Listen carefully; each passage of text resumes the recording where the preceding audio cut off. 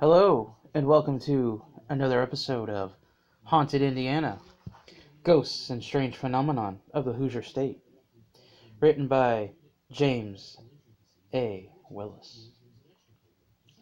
This is Series Episode 32, Season 3, Episode 5. Tonight's ghostly tale, The Ghostly Carriage Ride at Hawkeye. In the early 1900s, if you were a mover and a shaker in Indianapolis, you built a mansion along Cold Springs Road, known to the locals as Millionaire's Row. So that's exactly what successful businessman Frank Wheeler did. Like the others who had built their dream homes here, Wheeler wanted to make sure his really stuck out. So he hired Philadelphia architect William Price to create a mansion like no other. Price worked the next 3 years, from 1911 until 1914, to finish Hawkeye, the name Wheeler gave to his mansion. The result of all that hard work was nothing short of jaw-dropping.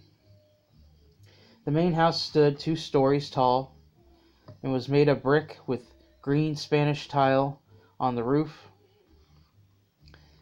Everywhere inside the mansion were examples of stunning craftsmanship, hand-carved staircase, banisters, imported tiles laid in intricate patterns, and sparkling chandeliers. An impressive addition to the outside of the mansion was a porte-cochere, a covered structure that allowed carriages to pull up to the entrance to drop off passengers, without exposing them to any inclement weather. Originally designed in the late 18th century in Europe for castles and churches, the feature gained popularity among the wealthy in the United States in the early 1900s. The grounds around the mansion were equally stunning. Sitting in the middle of a custom-designed Japanese garden was a tea house. Across the grounds was a large reflecting pool and a massive 6-story observation tower from which one could survey the entire property in all its splendor. Perhaps James Allison, Wheeler's friend, who was also building his own mansion nearby, went up into his tower to get a bird's-eye view of Price's handiwork.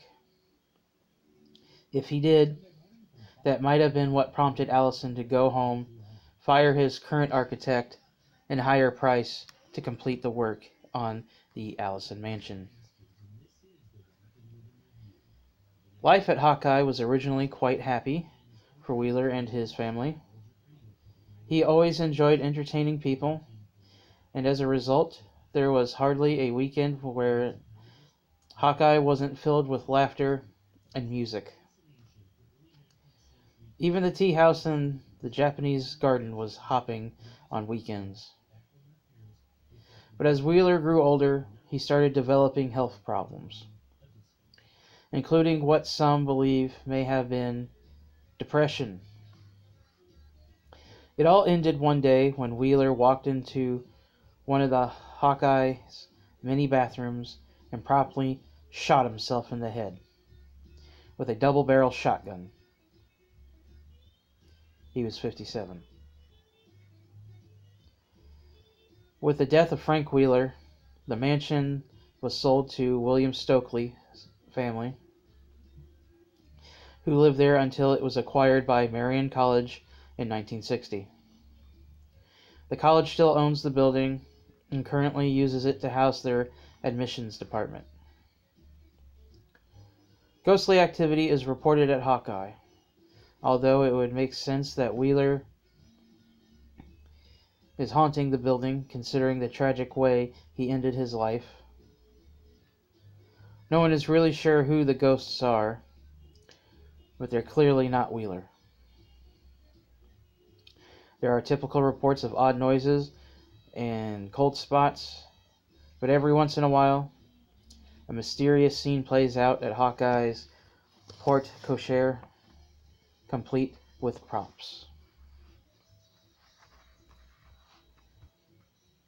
It has been said that from time to time, Ghostly Carriage appears out of nowhere and stops at the porte cochere.